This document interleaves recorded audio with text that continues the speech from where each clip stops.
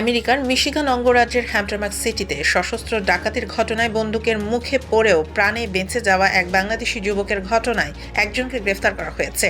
13 জানুয়ারি মঙ্গলবার সকালে ওই ঘটনার সন্দেহভাজনকে গ্রেফতার করে হ্যাম্পটারমার্ক পুলিশ বিভাগ। ঘটনাটি ঘটেছিল গত 28 ডিসেম্বর রাত 8:47 সশস্ত্র এক ব্যক্তি হঠাৎ করেই বাংলাদেশি ওই যুবকের সামনে বন্দুক তাক করে। মুহূর্তের মধ্যেই পরিস্থিতি ভয়াবহ রূপ নেয়। গুলির হুমকির মুখেও কিভাবে তিনি প্রাণে বেঁচে যান সেই লোমহর্ষক অভিজ্ঞতা তখন ব্যাপক আলোড়ন সৃষ্টি করে। ঘটনার বিস্তারিত তুলে ধরে সে সময় প্রতিবেদন প্রকাশ করেছিল বাংলা ওয়ান টেলিভিশন। একটা গাড়ি ওভারটেক করছি, হঠাৎ করে একজন লোক বাইর হয়েছে। ওই লোকটা আমি যা দেখছি ওর মাথা মুখের মধ্যে একটা খেপ ছিল, শুধু চোখগুলা বাইরে ছিল, আর একটা গান ছিল হাতের মধ্যে।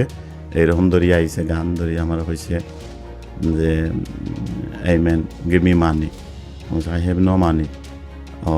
তখন সে আমারে দৌড় দিয়ে আমার বুকের মধ্যে আইসা ওর হাতে গানটা ধরছে। হ্যাম্পটারমার্ক পুলিশ বিভাগ বাংলা ওয়ানকে জানিয়েছে, দীর্ঘ ও নিবিড় তদন্তের পর আজ সকালে সন্দেহভাজনকে গ্রেফতার করা হয়। গ্রেফতারকৃত ব্যক্তি ইস্ট পয়েন্টের বাসিন্দা 32 বছর বয়সী একজন যুবক।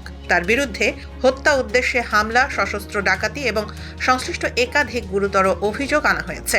বিষয়টি বর্তমানে ওয়েন কাউন্টি প্রসিকিউটরস অফিসে আনুষ্ঠানিক অভিযোগ গঠনের প্রক্রিয়াধীন রয়েছে। এদিকে হ্যাম্পটারমার্ক পুলিশের ডেপুটি চিফ মাইলেস্কি এ ঘটনায় দায়িত্ব পালনকারী সকল পুলিশ সদস্যকে ধন্যবাদ জানিয়েছেন। বিশেষ করে ডিটেকটিভ ব্যুরোর সদস্যদের নিষ্ঠা ও পেশাদারিত্বের প্রশংসা করেন তিনি। পুলিশ জানায়, সন্দেহভাজনকে শনাক্ত ও গ্রেফতারে ডিটেকটিভ ব্যুরোর ভূমিকা ছিল অত্যন্ত গুরুত্বপূর্ণ।